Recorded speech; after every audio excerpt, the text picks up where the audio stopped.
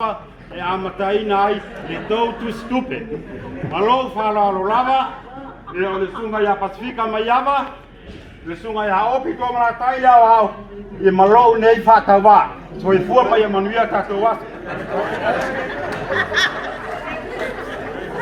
Malo whatakai mo la na umi me. Maha koe anga kongua mangua o Pasifika. E se ka de sia le avesa la ko mearo. Awa o leo la ko walunga ka ko mea. Ta boy ya e ta ko ke kala inga ya pa moi. Ya ai ko ye la ko ke ko walunga. Le bala o boy me pa ro ko ye ka ko ka na rueba. Ai se a loku po se ka de sia. Ele ya avesa la ko mearo. Ya pa o mai ye ka mo a le ko mo inga ka ko mea. Awo le me pa ro.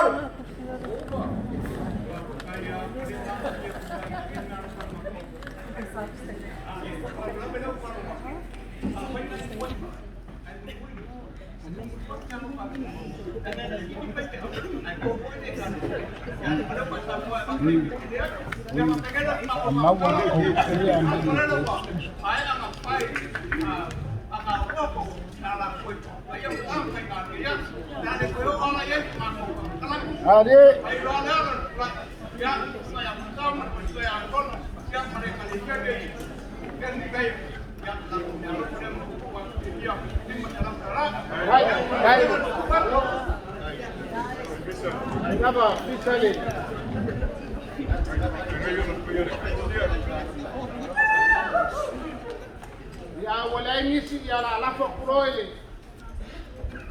Aku leo Ya kaunu. ai ari kuranga lea. Kawalunga moile kakowaso. Ya ro ko kana ki le kurao sola. Ya nga yele u pa pea. Kale malonga fali. Le pamua foi, malonga kapu a pamua. O le la o mai o pa fa ku pe ka o ko pa ia ma mama le so. La le ko ora ye sama ko ka kala. Awa te o ya kale o. Ile mi fa ya ma be se yo ka kas. Ai wo ma ko. O le so ma fa mo moi. A le o ku la ko ma rupe sa sa i ma ku. Foi da ia vi ngai le ku. O ma o nga rofa, o nga nga le. Ya ke kene nga wasa ma ko ka kala. Alfa iungo me alofa ulega mankanga nuela.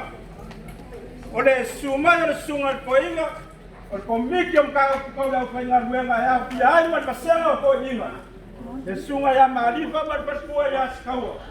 Pa pele pio ma kia kongoinga. Ko fa ya le ko ma kausi ya sopa. Kainganya le kale si. Ya ole imoa farsa, ole ninga ke mai. Ole aste kala le.